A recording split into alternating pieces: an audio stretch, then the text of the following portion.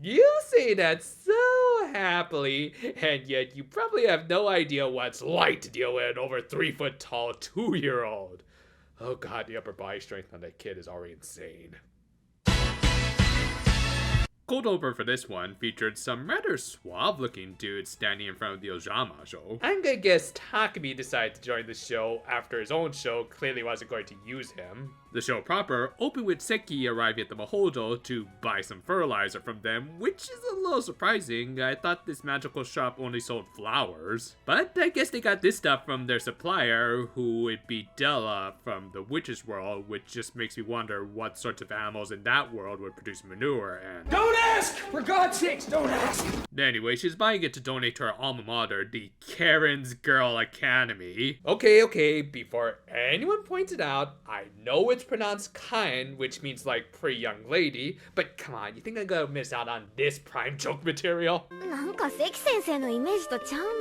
Your ass is grass. Just give me this, and I promise I won't make these sorts of jokes when we get to Yes Precure 5. So anyway, she wanted to use it to help restore some of the ivy that was being grown around the chapel at the Karen Academy. Wanting to see the school for themselves, the Ojamajo volunteered to help transport the stinky goods.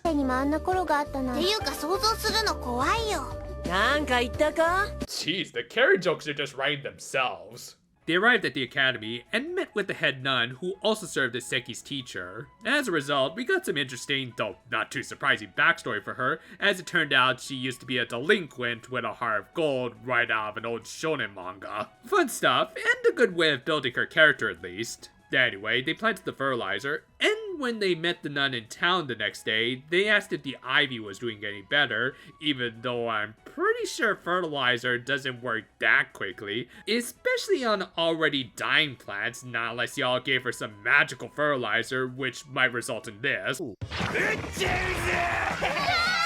But no, nothing had changed, and in fact, their condition had gotten worse. This ended up bothering the Ojamajo for the rest of the day, but fortunately, they found something useful.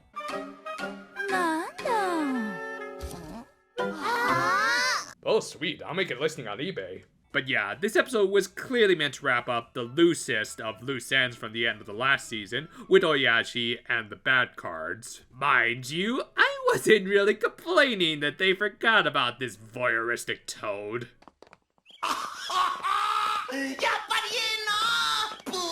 We'll start debating at 20, it's a pretty damn sweet deal. But yeah, he revealed that he could feel a bad card present at the Karen Academy, which of course was what was causing the ivy to wilt. So, against their better judgment, they took him with them to the Girls' Academy.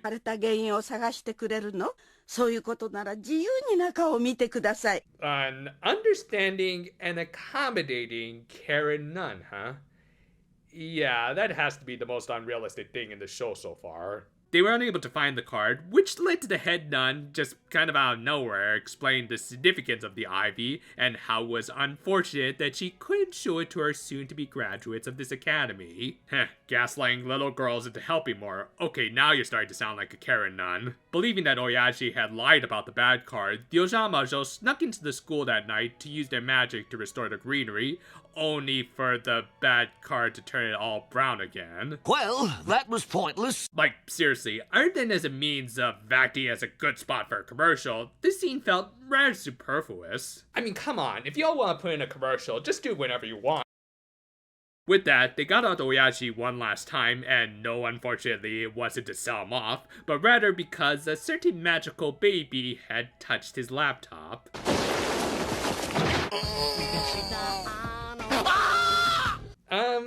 Hana, would you at all mind touching my iPad? I mean, no particular reason, just thought you would have a little fun.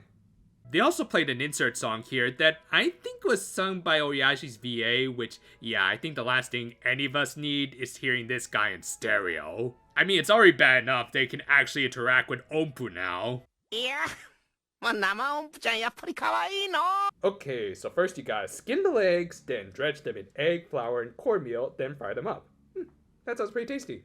And of course, if the joke wasn't funny the first time, then just keep drilling it as far into the ground as it'll go. Granted, it was somewhat justified by everyone not putting up with his crap.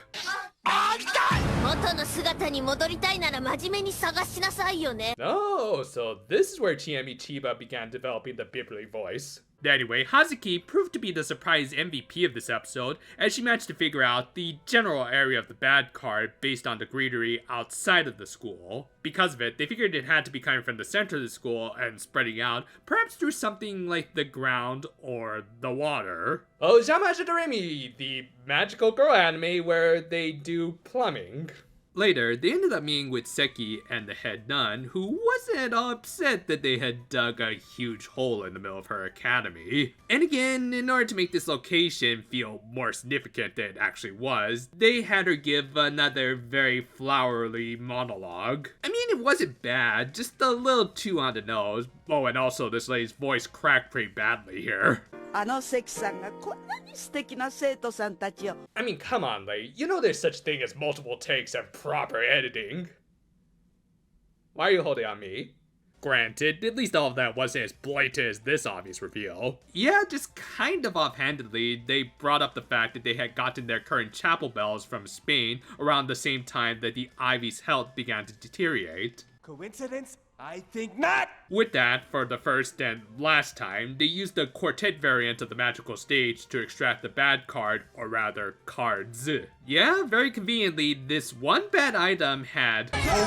Because again, the writers just really want to wrap up this subplot ASAP. Though, at least it provided us with a nice bit of Sakuga when Oyaji of all characters managed to pin down all of the cards Tuxedo Mask style. With that, all of the cards were gathered, which for the Ojamajo only amounted to 10 on their part, because again, I don't think the writers completely thought out this little subplot and were more likely writing from the seat of their pants. Anyway, Oyashi's curse was also broken, which he took quick advantage of by using his reacquired Lupin legs to run away. The Ojamajo reported this to the queen, and also returned the laptop as if to almost blatantly tell the audience to forget about the old toys and buy the new ones.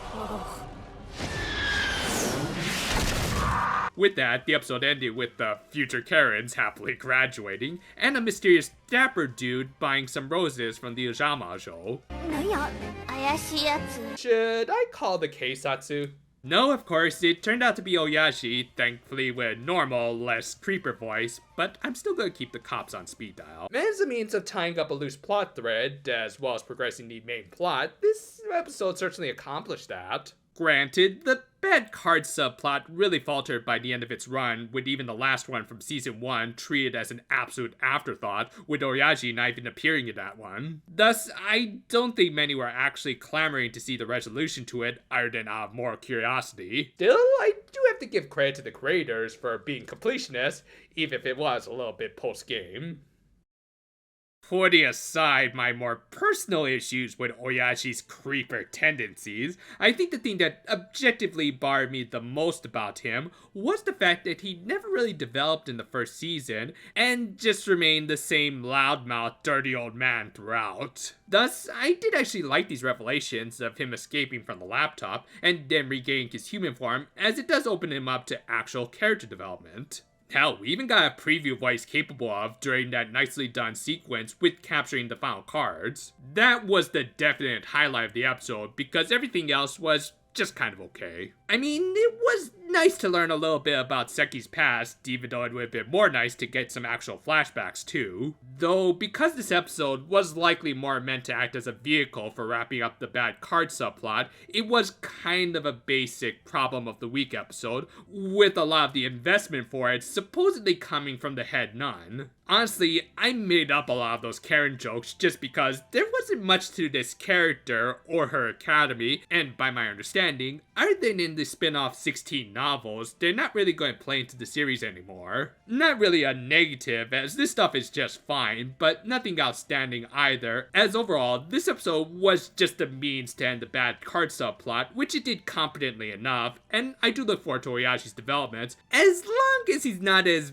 bad as this, especially now that he has actual arms and legs. With that though, we're gonna continue work on a little side project involving cards that I'm glad a lot of you are looking forward to. We're gonna rank all of the Yu-Gi-Oh! Openings that have come out so far, which yeah, is gonna be a little bit easier to copyright claim, so it's gonna go on the secondary channel to avoid any complications. And of course, considering there's over 30 of them as of the time of this writing, it's going to be broken up into multiple parts, so look forward to part 1 soon. And until then though, farewell for now my friends, and yeah, I just need to make a few calls. Yes, officer, he has a snidely whiplash style mustache and purple hair. No, it's a different guy this time.